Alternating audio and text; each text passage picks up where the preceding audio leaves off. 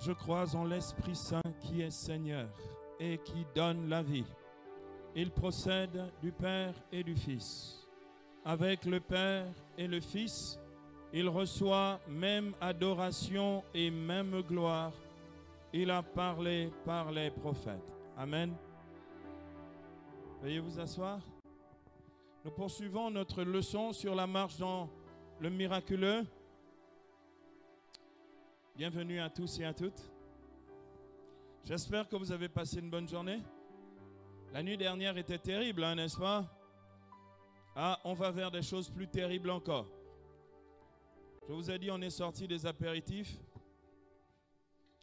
On est sorti des apéritifs, donc on rentre dans du consistant. Il y a des chrétiens dans le coin.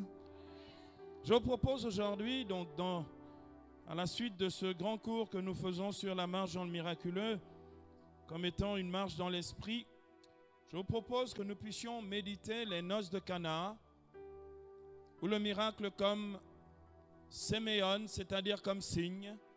Et puisque nous allons traverser les Écritures, voir dans le discours évangélique ce que Jésus nous enseigne, nous révèle, nous fait comprendre sur la notion de miracle à partir des trois acceptions de sens du miracle dans le Nouveau Testament, à savoir le miracle comme signe, séméon, le miracle comme œuvre, ergon, et le miracle comme puissance, dynamis. Donc nous avons abordé depuis hier la notion du miracle comme signe. Nous avons donc déjà vu les signes qui accompagnent la prédication de l'évangile. C'était l'objet de l'enseignement d'hier. Et nous allons voir le signe brut aujourd'hui. Le signe lui-même tel qu'il est donné par Jésus à travers cet épisode des noces de Cana. Nous allons donc méditer Jean chapitre 2, les versets 1 à 11.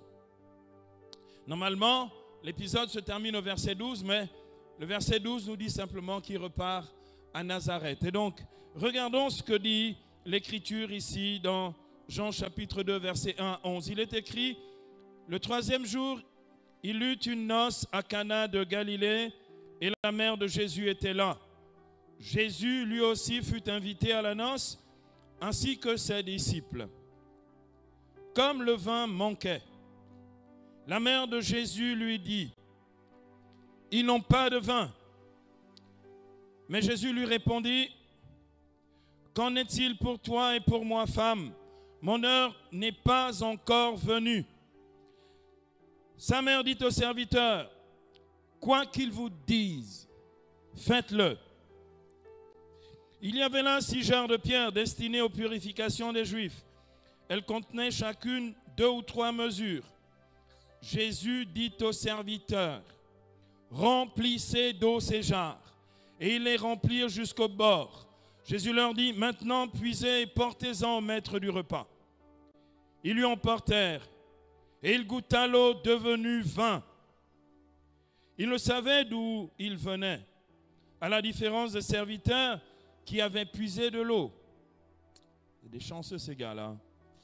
Aussi, il s'adresse au marié et lui dit, « Tout le monde offre d'abord le bon vin, et lorsque les convives sont bourrés, le moins bon. Mais toi, tu as gardé le bon vin jusqu'à maintenant. » Tel fut à Cana de Galilée le commencement des séméas de Jésus, des signes de Jésus. Il manifesta sa gloire et ses disciples crurent en lui. Amen. Oh, donnez-moi un vrai, s'il vous plaît. Bien-aimés, nous avons ici la réalité du miracle à l'état brut. Jésus commence son ministère public avec ça.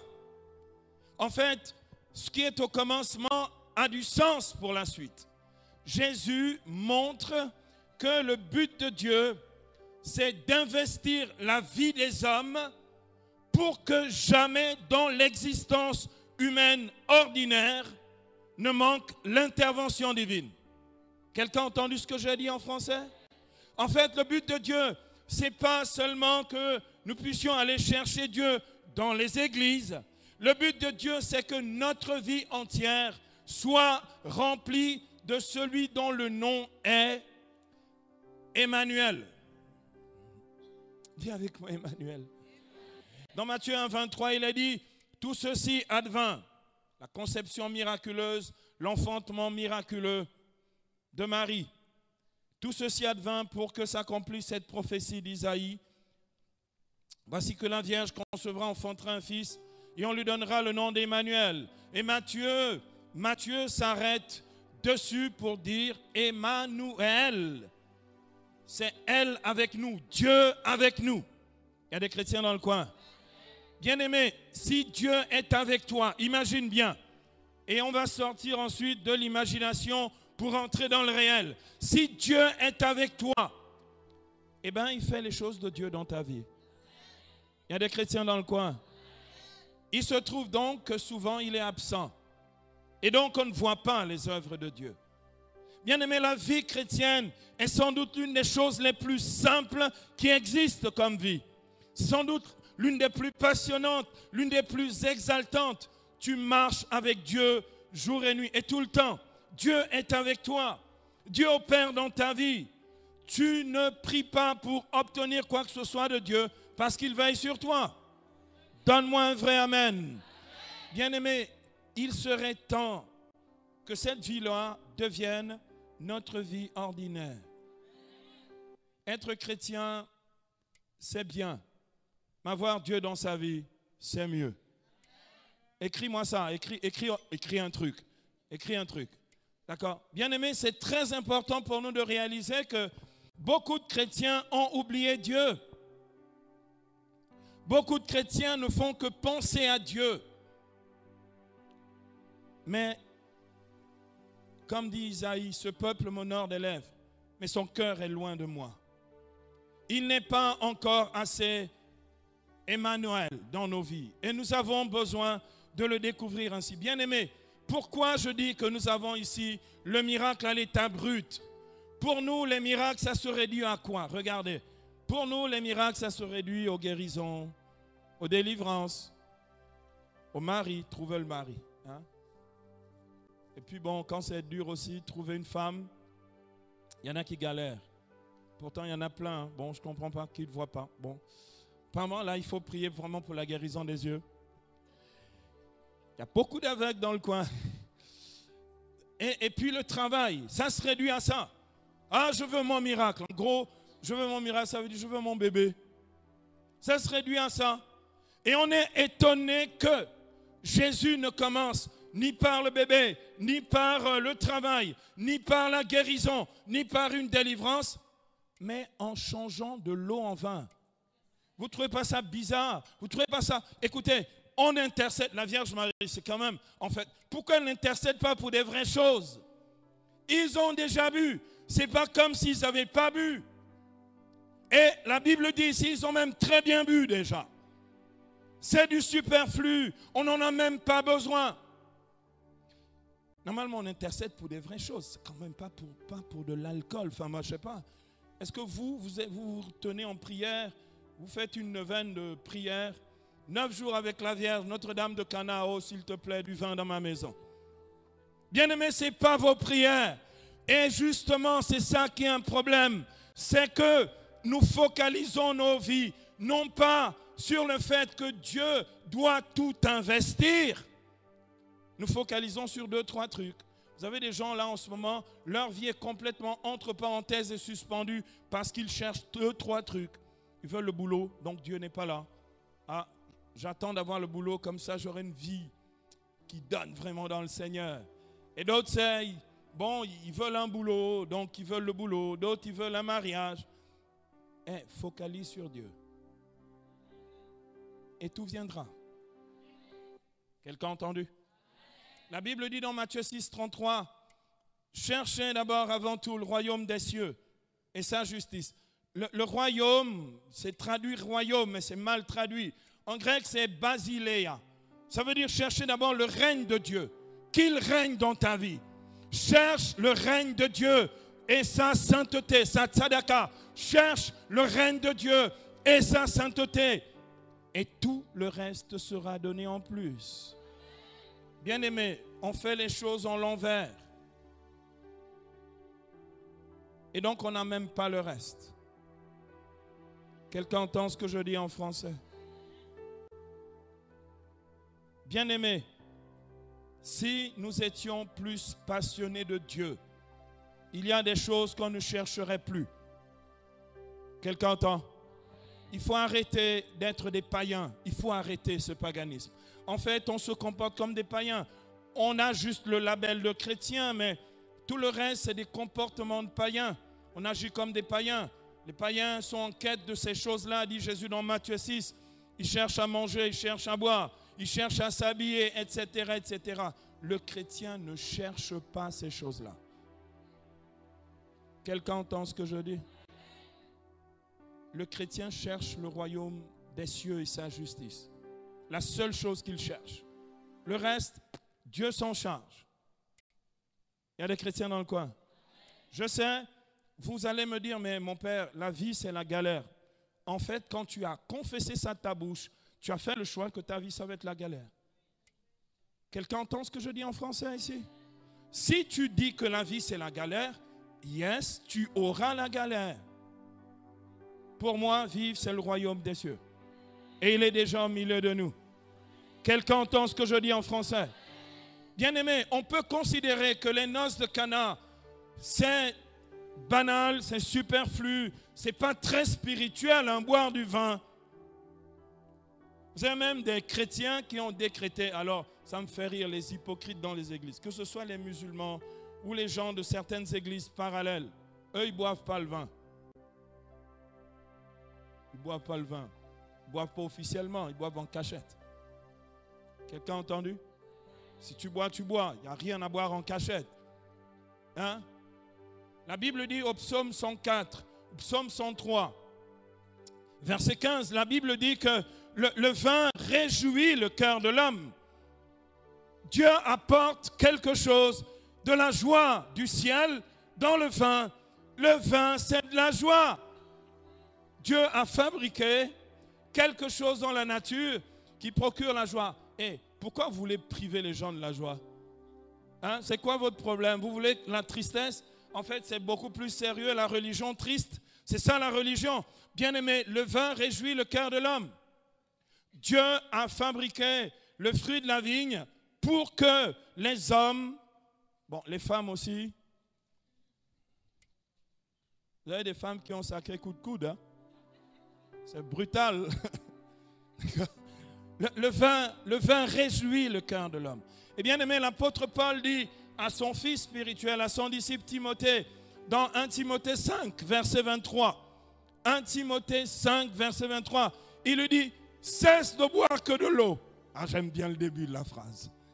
Il lui dit, cesse de boire que de l'eau. Prends un peu de vin. C'est bon pour ton estomac. Quelqu'un entend? Eh, mes amis, c'est bon pour l'estomac. Il a dit un peu de vin. Il n'a pas dit il faut complètement se déchirer, quoi. D'accord? Bien-aimé, l'écriture est claire là-dessus. Nous n'avons pas de problème avec le vin. D'accord? Jésus buvait du vin. Il n'était pas moins le Messie du Seigneur. Quelqu'un entend ce que je dis? Et quand Jésus a décidé de donner le sacrement du sang versé, il a encore pris le fruit de la vigne. Les Juifs appellent le raisin le sang de la vigne. Il a transformé comme à Cana du vin pour nous donner son sang. Le sang versé pour la multitude en rémission des péchés. Quelqu'un entend? Bien-aimé, il n'a pas de problème avec le vin. Il en a même fait un puissant sacrement de la rédemption. Quelqu'un a entendu?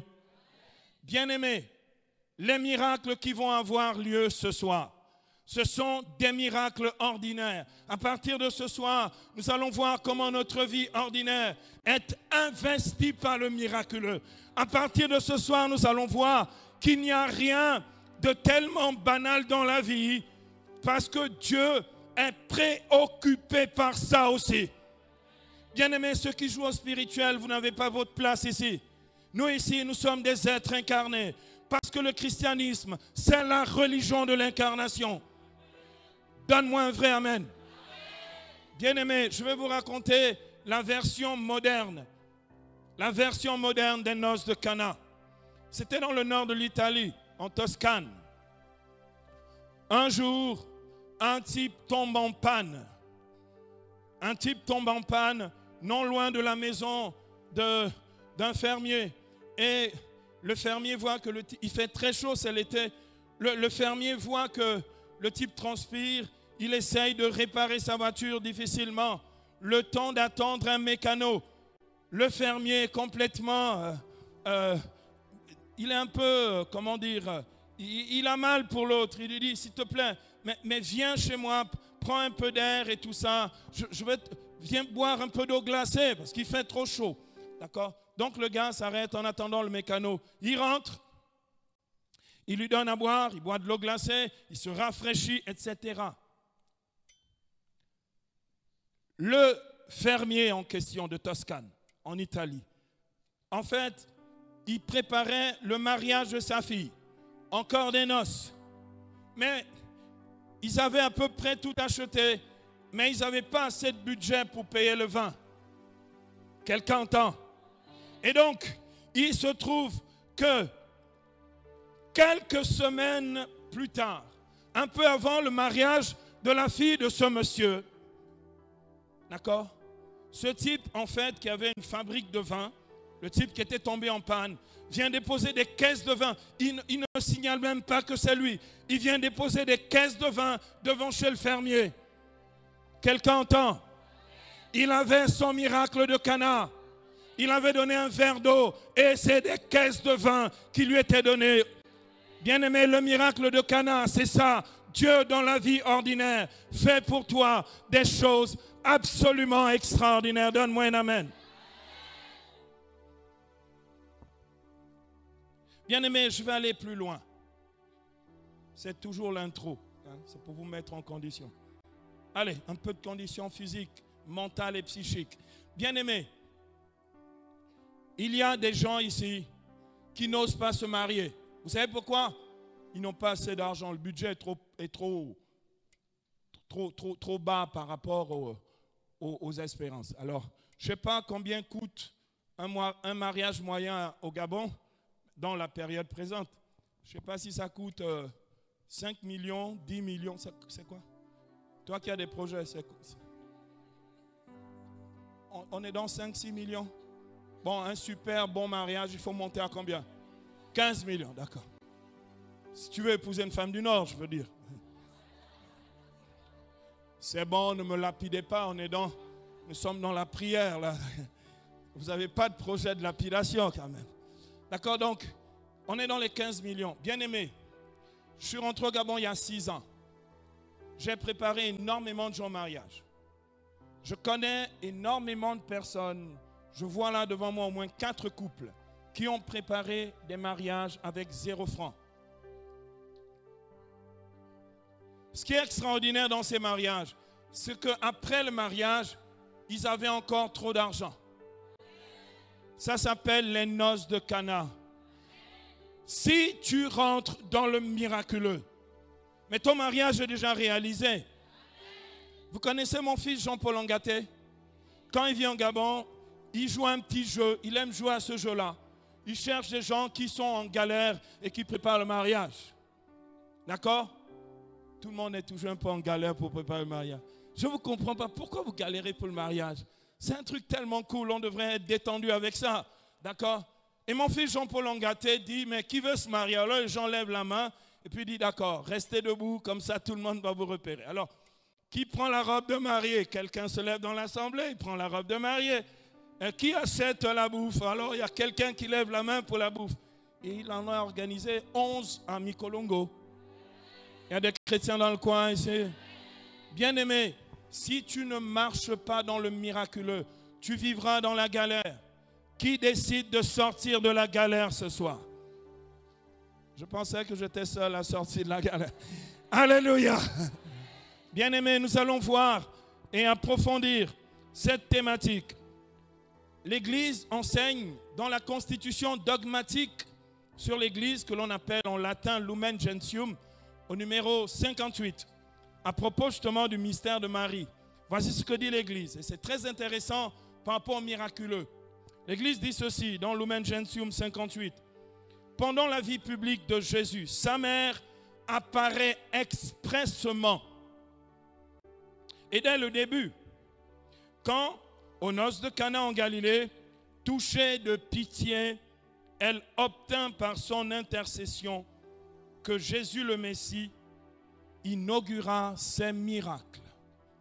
L'Église atteste clairement qu'il y a du miraculeux dans les noces de Cana.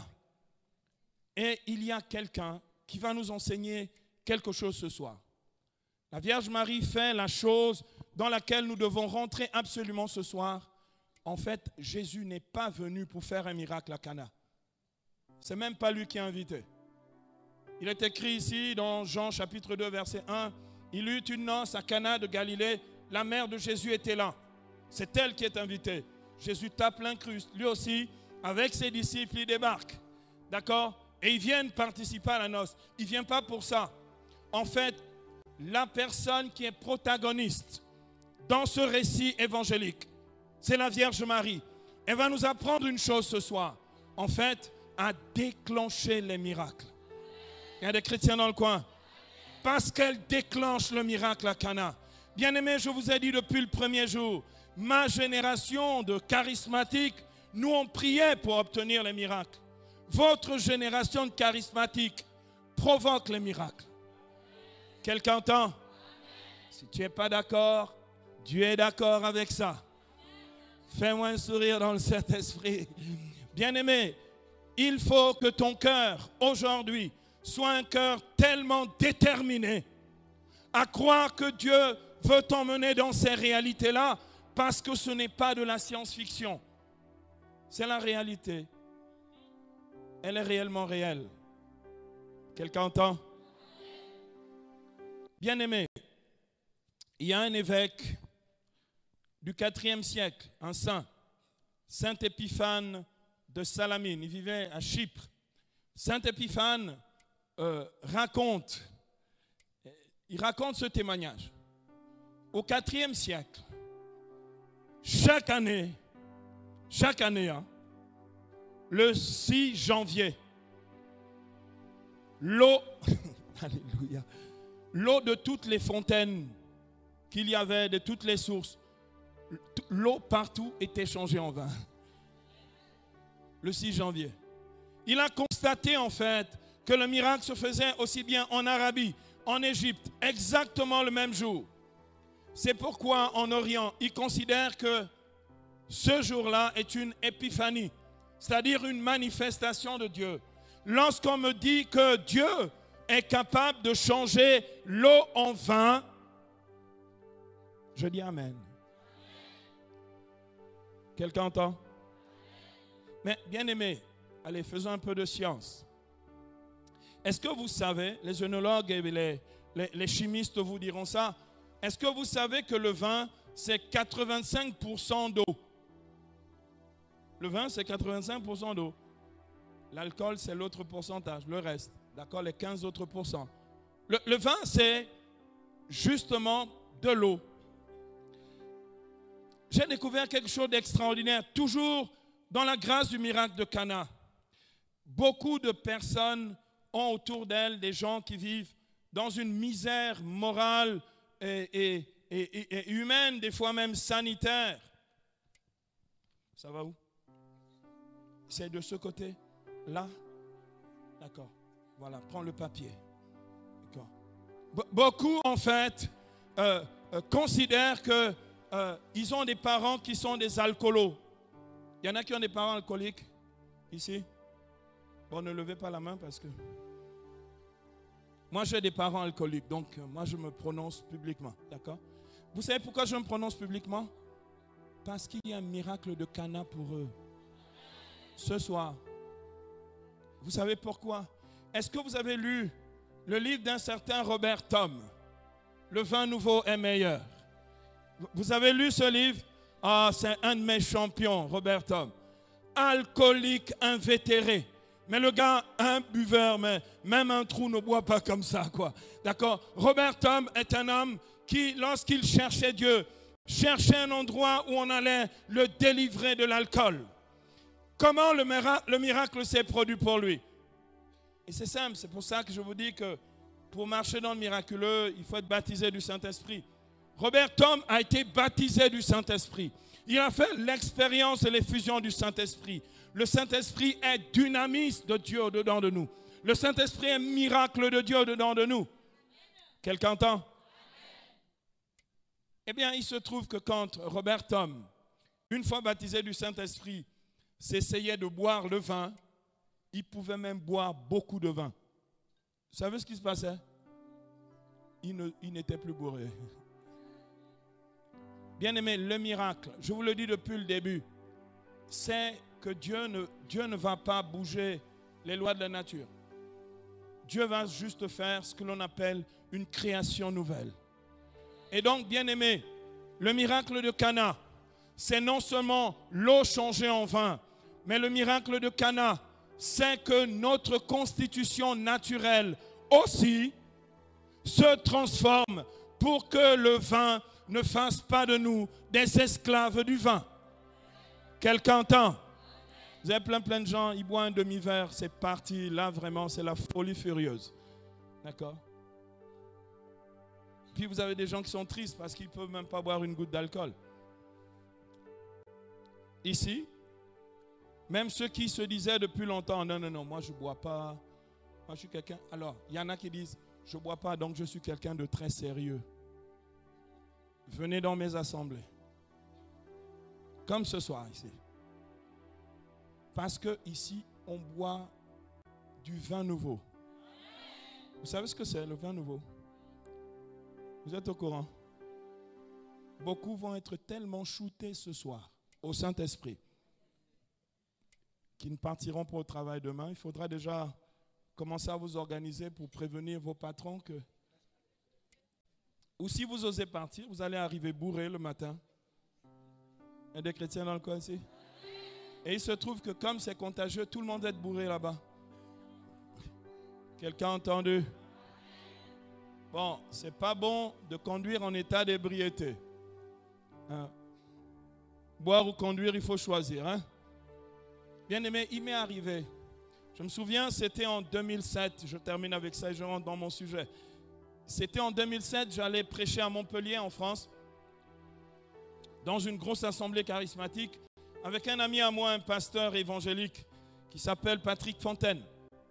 Et on devait prêcher sur l'ivresse du Saint-Esprit. On n'a jamais terminé la prédication. Hein. On a commencé la prédication et vers à peu près 20 minutes de prédication, on était tellement bourrés, lui et moi. Alors les gens avaient plus compassion pour le prêtre catholique. Parce qu'en plus, je portais le grand habit des béatitudes. Vous savez, tu ne peux pas trop te cacher.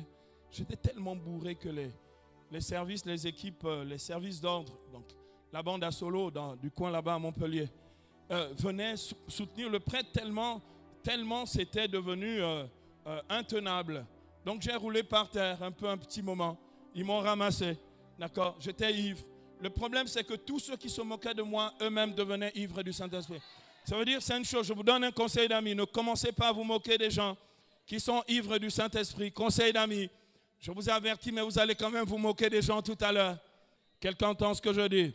Et donc, bien aimé, il se trouve que les gens ne nous approchaient même pas parce qu'on sentait le vin. On n'avait bu aucune goutte d'alcool. Quelqu'un entend? Puis il y avait une femme dans l'église. C'était la grande organisatrice, spécialiste de la logistique de l'église. Une femme très classe. Elle était très bien habillée. Elle avait sorti tous les beaux bijoux du dimanche, etc., etc. Vraiment hyper classe. Tu dis non, c'est les grandes dames de la République. Normalement, on ne les touche pas, etc. La dame nous regardait de loin avec un petit mépris. Elle nous regardait en disant non, quand même, c'est un pasteur, l'autre c'est un prêtre. C'est des prédicateurs internationaux, on les connaît quand même, qu'ils aient quand même un comportement, une attitude un peu digne. D'accord? Ben nous, on essayait d'être dignes, mais c'est compliqué quand tu es bourré. D'accord? Et bien aimé, la dame en question, un moment, elle disparaît, on ne la voit plus. Elle était aux toilettes. Elle restait un moment aux toilettes. En fait, elle était ivre du Saint-Esprit, mais dans les toilettes. Mais il fallait qu'à un moment, elle puisse sortir des toilettes, n'est-ce pas? Elle sortit des toilettes et puis elle serrait les dents. Bon, elle serrait les dents. Bon, ben c'est bien. Bon, serrait les dents, mais après, nous sommes allés manger au Buffalo Grill. Donc Donc elle est venue, elle s'est organisée de la logistique et tout. Puis on s'assied et puis on commence à bénir le repas. Et puis là, on entend une chaise qui se renverse. Boum. C'était la dame, dame de la République. Tiens. Et là, la dame commence à rire comme une tarée, mais tarée de chez tarée. Hein. Elle se met à rire comme une folle. Et puis là, le pire, c'est pas qu'elle rit comme une folle. Elle se met à quatre pattes et elle fait le toutou. Non. Un truc de dingue. C'est pas le style, c'est pas le genre de choses. Tu ris 15 minutes, tu pinces les dents et puis ça passe. D'accord? Tu manges le pain et puis ça s'arrête. C'est que pendant tout le repas, nous on mangeait, elle faisait le toutou autour de la table. Bon, à un moment, il y a quelqu'un qui a dit, bon, il faut la dégager de là parce qu'elle nous fout la honte, etc. Bien-aimés, je vais vous dire une chose. Il y a des guérisons qui n'adviennent que de cette façon-là.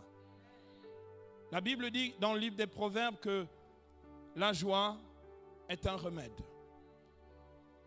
Aux noces de Cana, il se passe tellement de choses qu'on ne réalise même pas que ce que Dieu fait là est au-delà de ce que l'homme ou la femme attend.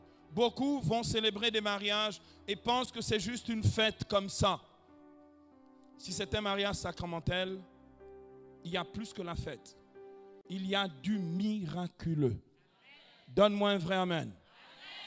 Beaucoup de personnes vont réaliser à partir de ce soir, vont mieux réaliser l'appel que Dieu leur lance à se marier. C'est que depuis le début du projet, Dieu est dedans. L'organisation du mariage, Dieu est dedans. La formation pour le mariage, Dieu est dedans. La réalisation du mariage, Dieu est dedans. Après le mariage, oh, dis-moi un vrai Dieu est dedans. Et donc, bien-aimés, justement, les noces de Cana nous enseignent que l'on ne peut pas se contenter de penser que c'est juste une institution civile ou religieuse. C'est la marche dans le miraculeux. Donne-moi un vrai. Bien-aimés, nous allons rentrer dans le sujet. C'était la deuxième fois que je disais ça. Nous allons voir deux choses. Premier point, la simplicité du fait miraculeux. Ça va être le premier point. La simplicité du fait miraculeux. Deuxième point, comment provoquer un miracle. Je vais vous montrer ça en 4 points, en 4 étapes.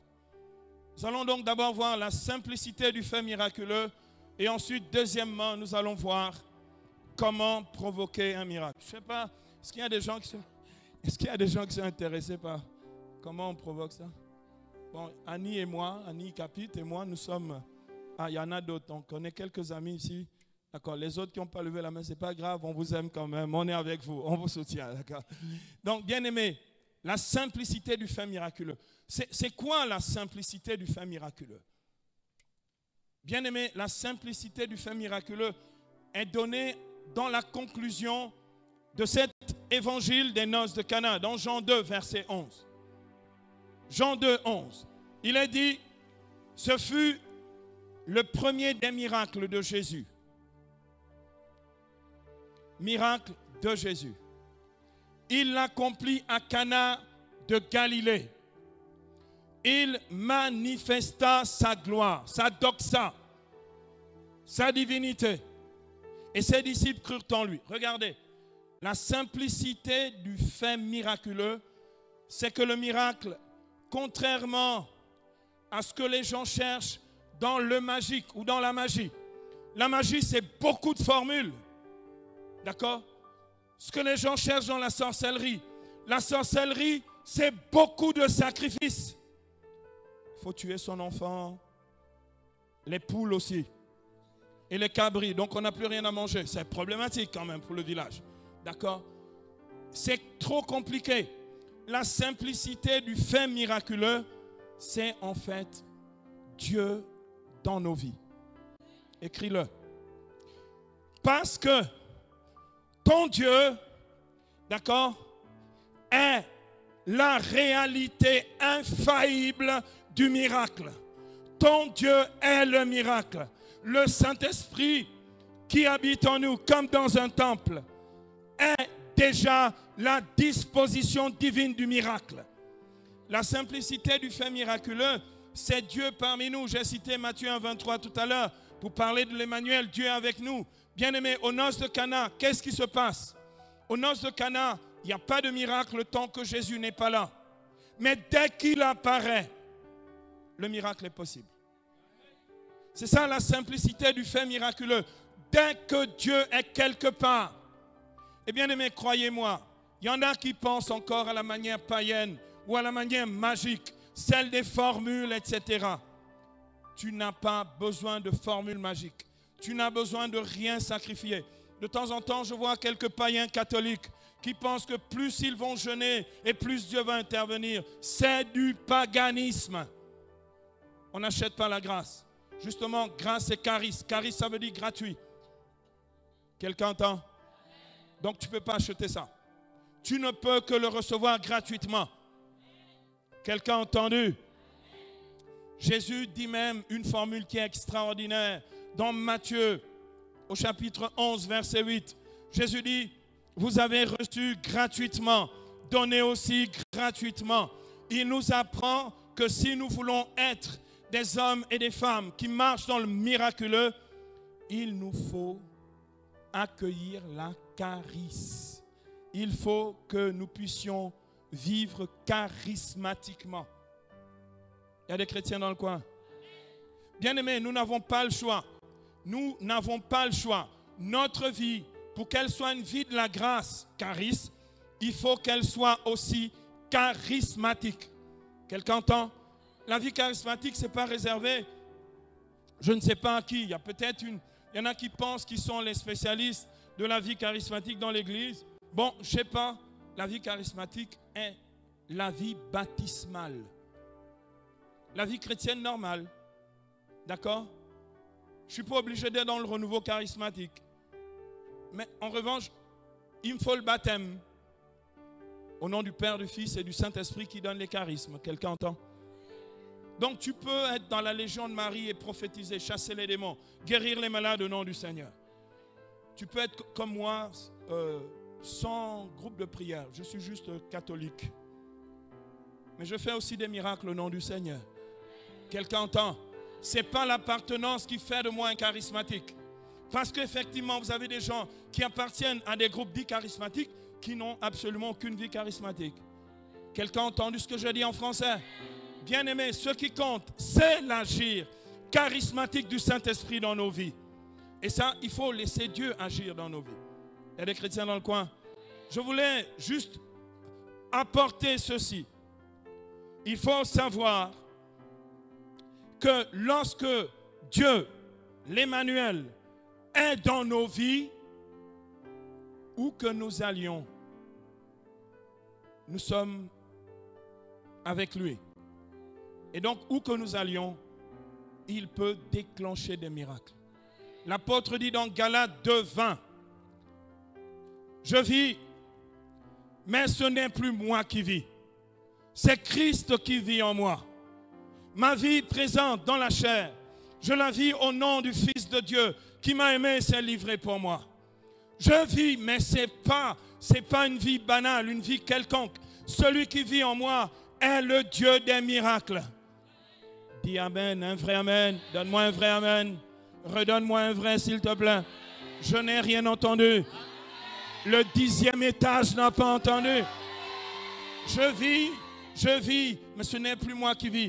C'est Christ en moi. Bien-aimé, il y a encore trop de concurrence entre lui et toi. Tu as encore trop de place. Il n'a pas assez de place. Vous savez ce que disait Saint Jean-Baptiste dans Jean 3:30? Jean-Baptiste, Jean 3:30 disait, il faut que je décroisse et qu'il grandisse. Il faut qu'il prenne la place dans ma vie. Il faut qu'il prenne la place dans mes choix. Il faut qu'il prenne la place dans mes décisions. Il faut qu'il prenne de la place dans ma liberté. Parce que s'il prend de la place dans ma liberté, je pourrais écouter Dieu. Je pourrais m'abandonner à lui. Je pourrais obéir. Or, l'obéissance est la clé des miracles. Quelqu'un entend? Bien-aimé, ne va pas chercher midi à 14h. Quand tu veux faire des miracles, tu appelles un frère ou une soeur. Regardez à Cana. Il y a Jésus et puis il y a Marie, n'est-ce pas? Ils sont deux et ils vous transforment tout ça. Jésus dit dans Matthieu 18, verset 20, quand 2 ou 3 sont réunis en mon nom, Bien aimé, je trouve ça d'une simplicité assez incroyable. Vous imaginez un homme marié avec sa femme mariée à l'homme marié. Il vaut mieux qu'il soit marié. On parle des noces de Cana, donc il vaut mieux que j'insiste sur l'affaire quand même. Le mari et la femme. Souvent, lorsque le mari et la femme ont un problème domestique, un problème à la maison, ils se regardent. Vous avez déjà vu les chaînes faïences? Ils se regardent et puis, alors, ils se découragent mutuellement. Là, vraiment, c'est trop dur, je ne sais pas, j'ai aucune solution au problème. Ils sont deux. Christ au milieu d'eux. Et ils disent qu'ils n'ont aucune solution au problème. Est-ce que tu entends ce que je dis en français? Il n'est pas dit quand 2 ou 3 prient ensemble. Quand ils sont réunis en son nom. Quelqu'un a entendu? Bon, mariez-vous vite, comme ça les miracles viendront plus nombreux. Il y a des chrétiens dans le coin ici. Bien-aimés, croyez-moi, la simplicité du miracle est liée à la simplicité de la présence du Christ agissant dans nos vies.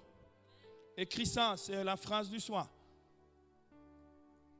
En fait, les gens pensent que c'est plus compliqué que ça. Non, il y eut une noce à Cana, en Galilée. La mère de Jésus était là. Jésus, lui aussi, vint avec ses disciples. La simplicité du miracle est la simplicité de sa présence. Il faut que vous sachiez, selon la théologie catholique, la simplicité est un attribut de Dieu. Deus simpliciter. Dieu est très simple. Dieu est vraiment simple. C'est-à-dire que pendant que toi, tu t'embrouilles dans ta tête à essayer de chercher des solutions à tes problèmes, il est la solution. Oh, tu ne m'as pas donné un vrai. Je ne sais pas ce que tu traverses en ce moment comme difficulté, mais c'est quand même bizarre. Ça ne se peut pas avec un aussi grand Dieu dans ta vie. Ça veut dire, il a été mis de côté parce que toi, tu te bats pour tes solutions. Quelqu'un entend? Alors, quelqu'un va me rétorquer ici, mais mon père, nous sommes quand même des hommes et des femmes responsables. Ok, il n'y a aucun problème. Je ne comprends pas pourquoi tes responsabilités ne résolvent pas les problèmes. Quelqu'un a entendu? Je ne comprends pas. Tu vis spirituellement de manière très élevée, mais quand tu es comme à Cana de Galilée, Dieu n'est plus là. Dites-moi, ce soir-là, en pleine nuit, minuit passé, les gens sont déjà gris, comme dit l'Écriture ici. Ils seraient allés chercher le vin à quel endroit? Quelqu'un entend? Maintenant, je vais te dire une chose. Ils avaient de l'eau chez eux. Vous ne trouvez pas que c'est quand même assez curieux?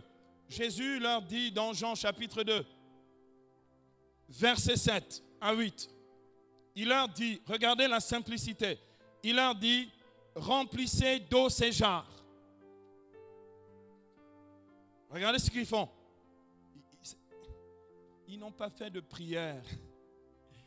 Quelqu'un entend?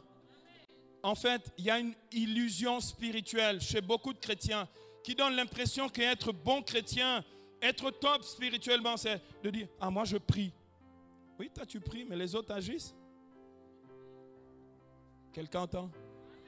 Il est écrit dans Jacques, chapitre 2, verset 18. Tu dis que tu as la foi. Moi, je te dis que j'ai les œuvres. Montre-moi ta foi sans les ergas, c'est-à-dire les miracles, les œuvres. Moi, c'est par mes ergas, mes miracles, que je te montrerai ma foi.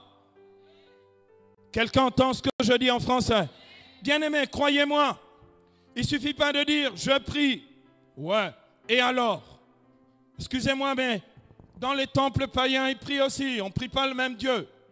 Dans l'islam, on prie aussi. Je vais vous dire, vous voulez gagner un musulman au salut? Faites un miracle. Parce que dans l'islam, il n'y en a pas. Là, il y a un silence religieux dans la pièce. Faites-moi un sourire dans le Saint-Esprit. C'est curieux. Mais si Dieu est réellement Dieu dans leur religion, où sont les miracles? Vous ne trouvez pas ça curieux? Il y a peut-être une entourloupe quelque part? Il y a des chrétiens dans le coin ici. Moi, mon Dieu fait des miracles. Même quand je ne demande pas. Comme à Cana, personne n'a rien demandé. Le serviteur, le maître du banquet n'a rien demandé. Les époux n'ont jamais rien demandé. Personne n'a fait de prière là-dedans.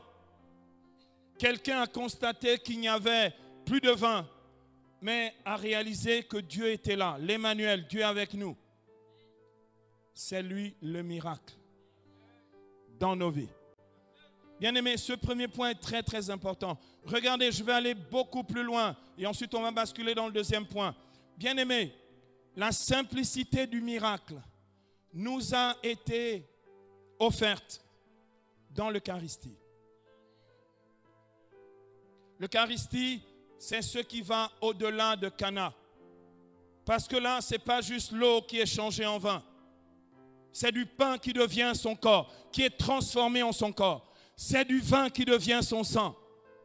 Le sang de la rédemption. Bien-aimés, croyez-moi, Cana dit quelque chose.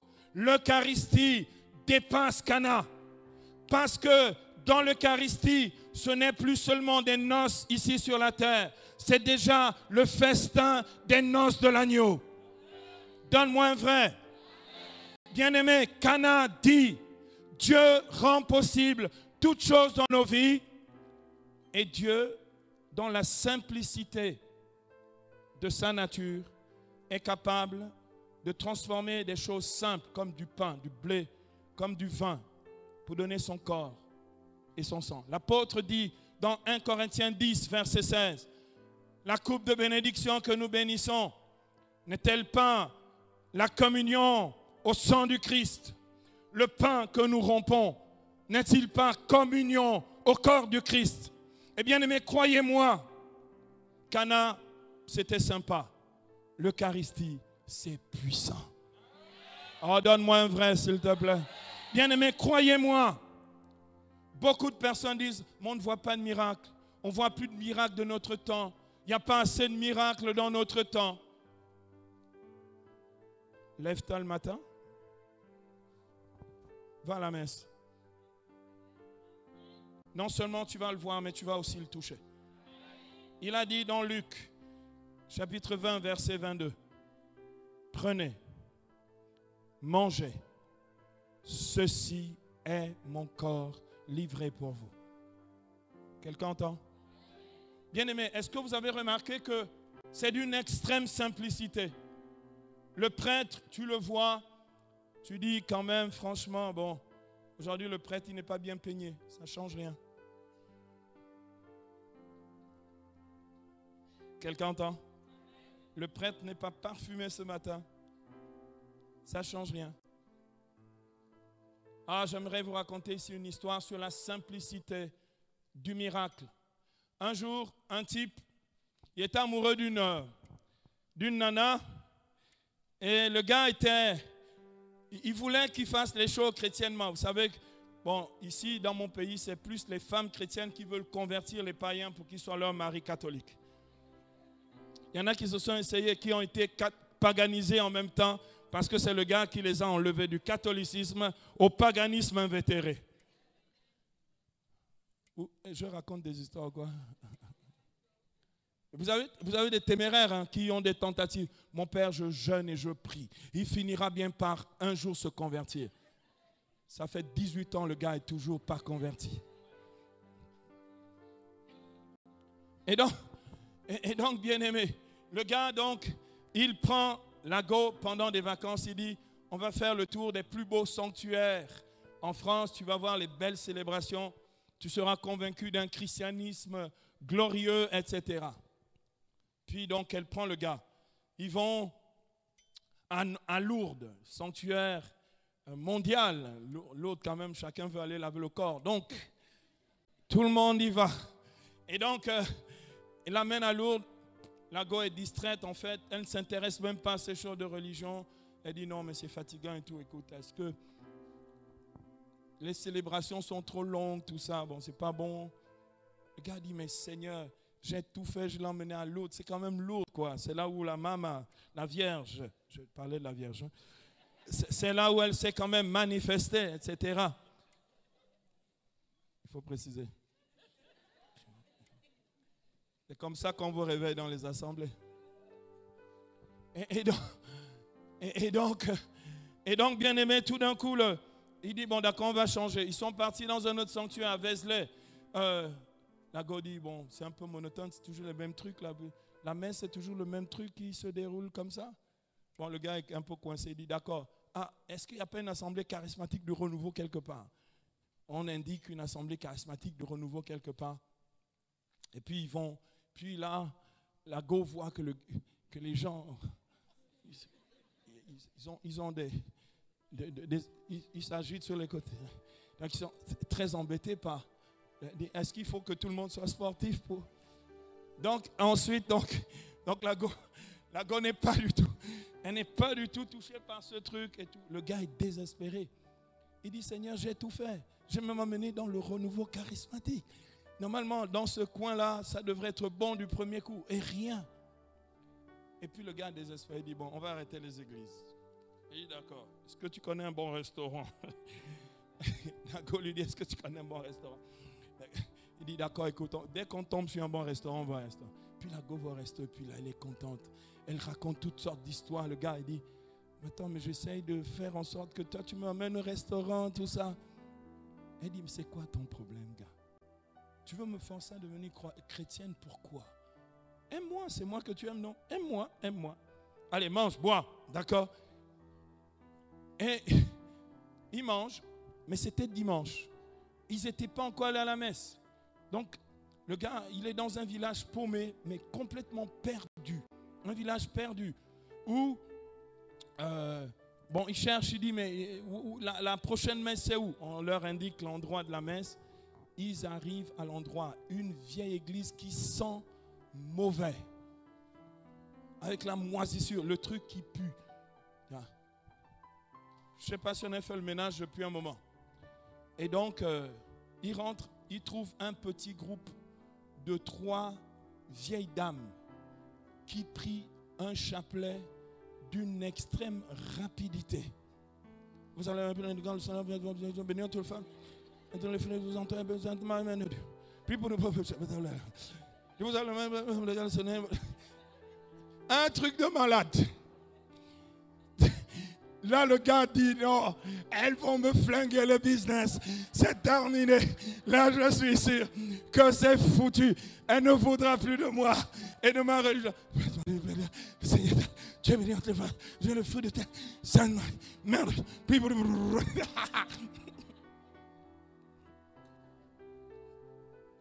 Ah, votre christianisme est compliqué. Vous avez une religion compliquée.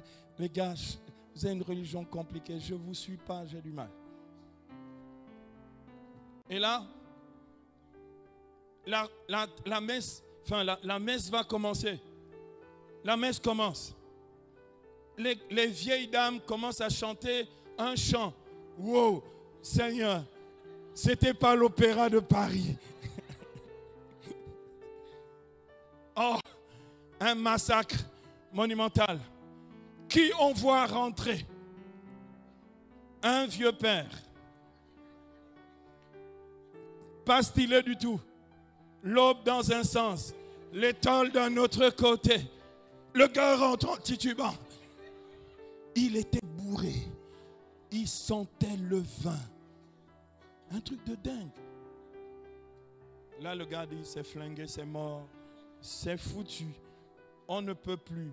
Pour moi, c'est irrémédiable. À la sortie, elle va dire, moi, je prends mon chemin. Chacun va de son côté, etc. Bien aimé, un truc incroyable.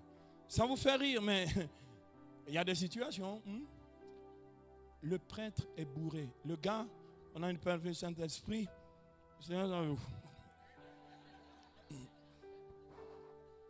Les 4 dames, avec une ferveur incroyable, répondent au vieux prêtre avec votre esprit. Le truc, tu as envie de te flinguer sur place. D'accord, donc, non, mais Le gars a prié pendant toute la messe, la tête entre les jambes, quoi. Du style, je ne vois ni à gauche, je ne vois ni à droite. Et là, au moment de l'enchanter le cul, de nous la paix.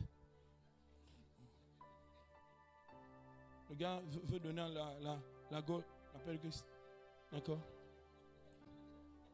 Il regarde la fille, elle a les larmes aux yeux. Un truc de fou. Et la go a pleuré pendant toute la messe. Baptisé du Saint-Esprit, un truc de dingue.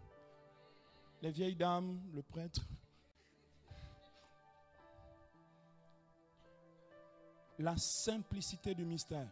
Lorsqu'ils sortent de l'église, ils ne se parlent pas pendant au moins une demi-heure. Dans la voiture, un silence d'une religiosité et d'une intensité incroyable. Le gars dit, elle a sans doute pleuré parce que c'est le désespoir de la situation. La catastrophe était trop profonde. La go dit ceci, une demi-heure après. Elle dit au gars, ce que vous vivez dans le christianisme est vrai, est authentique. Elle me dit, ces gens-là, regarde leur âge. S'ils continuent de venir, c'est qu'il y a quelque chose. Regarde ce vieux prêtre, fatigué. Il a été boussé dimanche, il a dû un peu abuser sur les 2-3 verres supplémentaires. D'accord? Et il continue de venir parce qu'il croit dans ce qu'il fait. Est-ce que quelqu'un me donne un vrai amen? Elle dit, parce que c'est vrai, je choisis de te suivre dans le christianisme. Quelqu'un entend? Bien-aimé, la simplicité du miracle. Dieu veut faire une chose importante dans nos vies ce soir. Si tu veux rentrer dans les miracles, arrête d'être compliqué avec Dieu. Si tu veux rentrer dans le miraculeux, accueille la simplicité de Dieu qui vient massivement dans la richesse de sa présence. Ne cherche pas à fabriquer une religion du miracle, parce que le miracle existe déjà. Et le miracle, c'est lui. Il y a des chrétiens dans le coin? Bien-aimé, c'était mon premier point. Le deuxième point, on va aller plus vite, parce que là maintenant j'ai envie que ça se déclenche. Quelqu'un veut que ça se déclenche? Bien-aimé, comment provoquer un miracle? Ici dans le passage que nous entendons, Jean chapitre 2, les versets 3 à 4, il est dit que la Vierge constate qu'il n'y a plus de vin. Elle s'approche de lui et lui dit, il n'y a plus de vin. Bien-aimé, suivez bien le raisonnement. Elle ne dit pas, ah, ils ont un problème. Elle ne dit pas, ils ont un besoin. Elle ne dit pas, ces gens-là galèrent. Elle ne dit pas, ces gens ont un souci. Elle dit, ils n'ont plus de vin. Quelqu'un entend? Bien-aimé, tant que toi-même tu ne sais pas ce dont tu as réellement besoin, eh bien il ne se passe rien. Quelqu'un entend? La foi, ce n'est pas un truc, c'est pas du hasard. Ce n'est pas par hasard. Ça correspond à la réalité de notre vie. Ça correspond aux besoins réels de nos vies. Ça correspond à ce que nous vivons présentement. Bien-aimés, les miracles, il y en a qui pensent que c'est pour demain. Je suis désolé. Quand tu te marieras dans 6 mois, donne-moi un vrai amen. Tu auras les miracles dans 6 mois. Pourquoi tu retardes le miracle d'aujourd'hui? Parce que tu attends celui d'il y a 6 mois. À Cana, on n'a pas dit, bon, écoutez, on va sursoir l'affaire. Ok, faites d'abord la fête et puis on multipliera le vin dans 6 mois. Quelqu'un a entendu?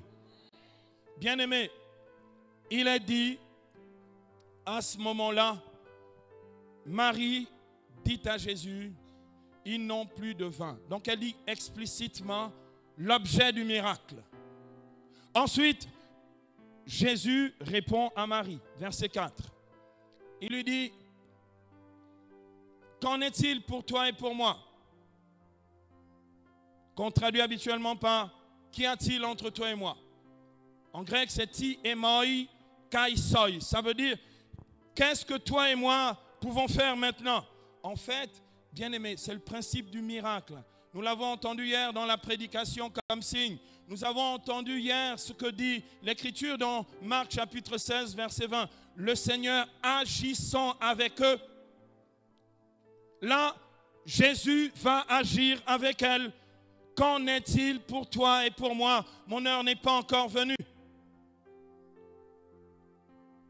Bien-aimé, il n'y a pas plus de spéculation. Il n'y aura aucune autre spéculation. En fait, il n'y a plus une discussion. Il n'y a pas un arrangement. La Vierge ne continue pas de négocier. La Vierge ne se retrouve pas dans la situation de beaucoup. Oh Seigneur, tu m'as oublié, tu m'as abandonné. Seigneur, tu n'as rien fait. Seigneur, pourquoi tu n'as pas écouté ma prière? Seigneur, pourquoi et pourquoi et pourquoi? Jésus ne dit rien. Il dit juste, mon heure n'est pas venue. Ce n'est pas normalement le temps des miracles. Et de temps en temps, on va penser que les circonstances sont trop défavorables. C'est peut-être pas le moment de Dieu. Beaucoup disent ça, non? Dieu est éternel. Tout le temps, c'est son moment. Tu veux que ce soit quand? Quoi, pendant les années bissextiles? Quand février a 29 jours? Bien-aimé, c'est tout le temps son moment. Parce qu'il est le Dieu éternel. Et il est éternellement présent dans nos vies. Dans la simplicité du miracle, c'est lui qui est réellement présent dans la simplicité du miracle. Et c'est lui qui opère. La Vierge, donc, va dire, moi je le connais. Je le connais. Il est l'Emmanuel. Quelqu'un entend? Il est Dieu. Il est Dieu. Bien-aimé, mais pour la Vierge, Dieu, c'est quelque chose qu'elle a entendu de la bouche de l'archange. Dans Luc 1,37, Dieu tel qu'elle le connaissait, rien n'est impossible à Dieu. Pour Marie, Dieu, ce n'est pas Dieu comme ça. C'est le Dieu des choses impossibles. C'est pourquoi elle ne va plus rien demander d'autre que de mettre l'activité de la foi chez les serviteurs de la noce, en leur disant, au verset 5, tout ce qu'il vous dira. Parce qu'elle est sûre de son Dieu. Quelqu'un entend? Bien-aimé, je comprends que beaucoup ici peinent à obtenir quoi que ce soit de Dieu. En fait, parce que tu n'es pas sûr de Dieu. Tu n'es même pas sûr de ce que tu demandes. Tu te dis peut-être que ça marchera. Ah, si c'est ainsi, ça ne marchera pas. Sois-en sûr. Quelqu'un entend ce que je dis? Bien-aimé, elle sait qu'à Dieu, rien n'est impossible. Mais sa cousine Élisabeth a prophétisé sur elle. Dans Luc 1, 45, on note ce verset biblique. Il peut être utile.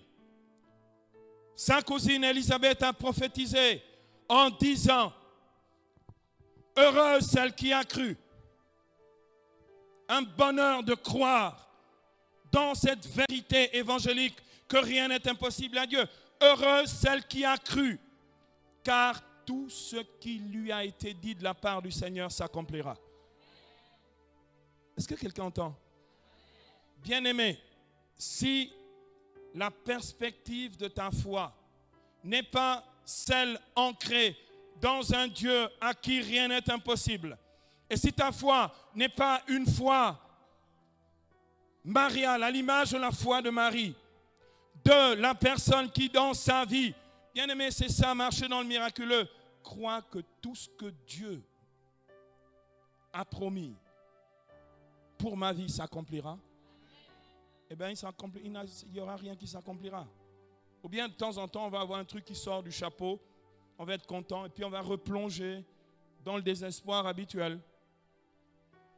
Heureuse celle qui a cru, car tout ce qui lui a été dit de la part du Seigneur s'accomplira. Et bien aimé, comment justement on parvient, sur la base de ce que nous avons lu ici, comment on parvient à déclencher les miracles? 4 étapes, et ensuite on va déclencher les miracles. 4 étapes. Et ce que fait la Vierge, en fait, dans ce passage. 4 étapes. Première étape, je viens de l'introduire. Croire fermement. Note l'adverbe. Fermement. Croire fermement que rien n'est impossible à Dieu. Un chrétien dans le coin? Bien-aimé, croire fermement. C'est pour ça, avant que tu rentres dans un miracle, arrête-toi un instant. Vérifie si c'est assez ferme au-dedans de toi. Sinon, tu n'iras nulle part et il ne se produira rien. Crois, première étape. Et ça, c'est intérieur. C'est un positionnement intérieur. Bien-aimé, quand je viens dans une soirée comme celle-ci, d'accord? Pour moi, prophétiquement, j'ai déjà vu ce qui va se passer. Donc, tout ce que je fais là, bon, j'enseigne parce qu'il faut quand même faire ça aussi, c'est prévu, hein? Mais tout ce qui va arriver dans un instant, je peux vous dire étape par étape ce qui va se passer. Je crois fermement dans ça. Je sais que des vies vont se transformer en ce soir juste à cause d'un seul miracle. Quelqu'un entend? Bien-aimé, croire fermement qu'à Dieu, rien n'est impossible. Deuxième étape. Demandez explicitement le miracle à Dieu. Explicitement. Ils n'ont plus de vin. Ils n'ont plus de vin. Quelqu'un entend? C'est pas ils ont un souci. Ils n'ont plus de vin. Demandez explicitement. Ils n'ont pas d'enfants. D'accord? Il n'a plus la santé parce qu'il a un cancer ou parce qu'il a le sida. Le sida. D'accord? Explicitement. Deuxième étape, c'est demander explicitement à Dieu, à ce Dieu qui est le Dieu des miracles. Troisième étape, poser un acte de foi.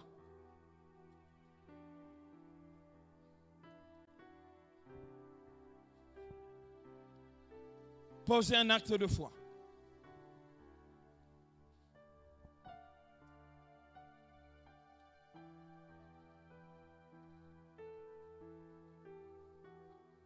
La Bible dit dans Marc 9, 23 que tout est possible à celui qui croit.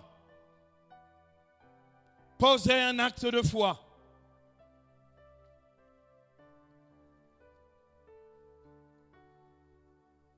Bien-aimé, je me souviens, je l'ai raconté ici, mais ça vaut la peine de revenir sur ces choses parce qu'elles sont d'une grande limpidité et ça édifie réellement. Je me souviens, j'étais jeune prédicateur en Côte d'Ivoire. Je devais avoir 23 ans.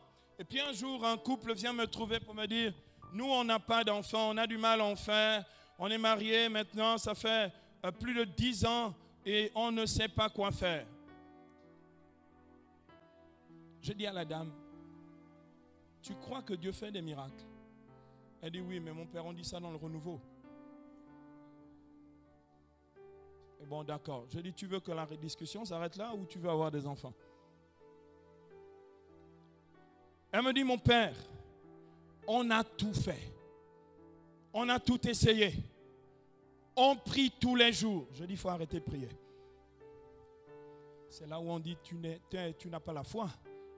Vous avez plein de gens, c'est toujours, oui, on a prié. Oui, mais prie encore, vas-y. Il y a des fois, effectivement, quand les gens viennent me trouver, ils attendent ces réponses toutes faites. Vous savez, des catholiques, comme je suis prêtre, il faut que je leur montre un visage de bon prêtre catholique. Ah, est-ce que tu as fait la neuvaine à Marie qui défait les nœuds. Parce que c'est ça qui défait le truc. Non, il se trouve que je suis désolé, mais je parle pas comme ça. Il y en a qui sont déçus. Hein. Ah, je me disais qu'il faut aller voir le Père Silouane. On nous a dit quand même que ce type-là, il a une foi incroyable et tout. Je suis arrivé, il m'a chassé de son bureau. Il m'a même dit que tout ce que je fais là, c'est n'importe quoi.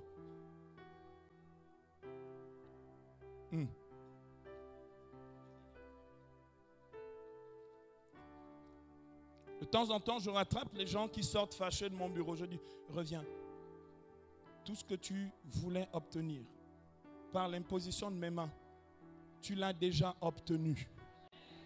Mais les gens ne sont pas contents. Ils ne sont pas contents. Je n'ai pas imposé la main. C'est du charlatanisme, du ngangaïsme charismatique.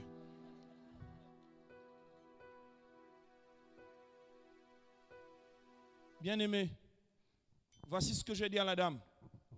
Rentre chez toi. Prépare une chambre. Achète un berceau. Achète tout pour le bébé. D'accord? Installe tout. Tu mets déjà les petits trucs, les petits canards et tous les trucs. Est-ce que quelqu'un entend ce que je dis en français? La dame était sceptique. Bon, comme une catholique, ça ne m'étonne pas de ces gens-là.